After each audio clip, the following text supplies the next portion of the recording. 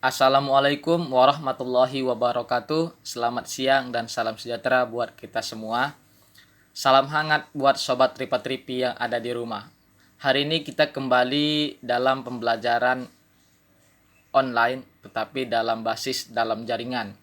Jadi, hari ini kita berkaitan dengan mata pelajaran Bahasa Indonesia dengan materi ide pokok. Ide pokok selalu dan tidak pernah ada berhentinya kalau pelajaran Bahasa Indonesia. Setiap Bahasa Indonesia pasti akan dijumpai dengan yang namanya ide pokok. Kita saja yang kelas Tripa-Tripi ataupun kelas 3 sudah membahas tentang ide pokok. Oke, lanjut saja kita akan bahas tentang bagaimana cara mencari informasi penting dengan menggunakan ide pokok. Kita dapat mencari informasi penting dari ide pokok. Bagaimana ya? Nah, yang pertama, pengertian dari ide pokok. Ide pokok adalah ide atau gagasan yang menjadi pokok pengembang paragraf.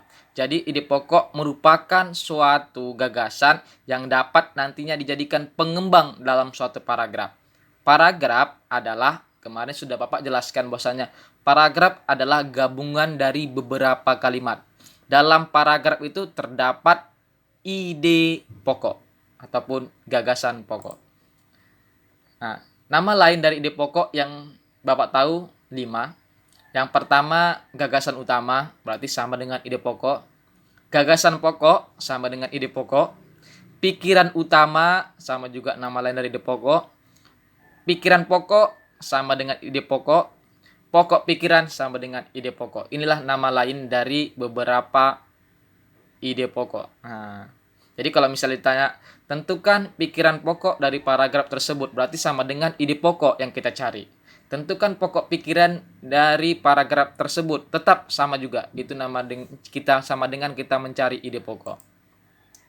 Cara mencari ide pokok, yang pertama bacalah paragraf dengan cermat. Sobat Tripa-Tripi harus membaca suatu teks itu dengan cermat. Tiap paragraf harus dibaca dengan cermat. Kemudian, cermatilah kalimat hingga akhir. Nah, cermatilah kalimat hingga akhir. Misalnya, di paragraf tadi ada 5 kalimat. Karena paragraf terdiri dari beberapa kalimat. Paragraf biasanya itu terdapat 4-5 kalimat. Nah, jadi misalnya, cermatilah kalimat hingga akhir, berarti cermatilah kalimat pertama sampai kalimat akhir. Misalnya kalimat akhirnya adalah kalimat kelima. Nah, jadi dicermati betul-betul kalimatnya. Kemudian, ide pokok terdapat di awal dan di akhir kalimat. Ide pokok terdapat di awal dan di akhir kalimat. Contohnya tadi satu paragraf terdapat 5 kalimat. Berarti ide pokoknya jelas terdapat pada kalimat ke-1 ataupun kalimat ke-5. Ya, ide pokok terdapat di awal dan di akhir kalimat. Misalnya di paragraf tadi terdapat 4 kalimat. Maaf ya. Ada 4 kalimat. Berarti ide pokoknya terdapat di kalimat mana? Di kalimat 1 atau di kalimat ke-4.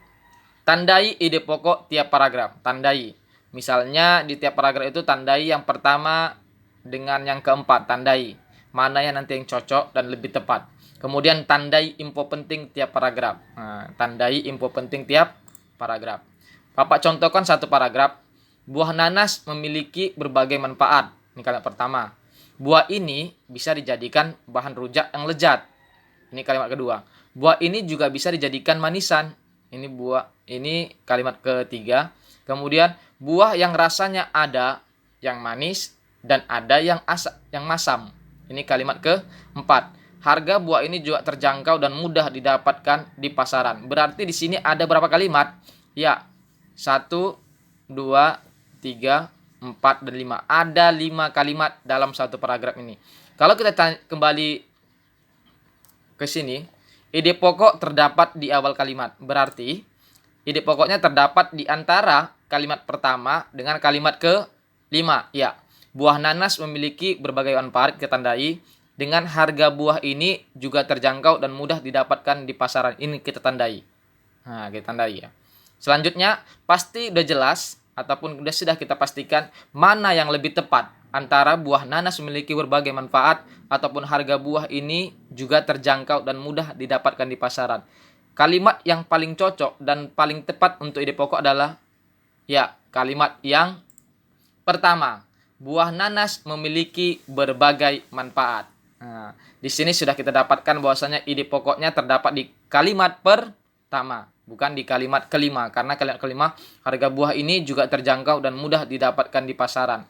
Tapi semua berkaitan dengan nanas, maka yang lebih cocok dengan buah nanas adalah buah nanas memiliki berbagai manfaat. Inilah ide pokoknya lebih cocok.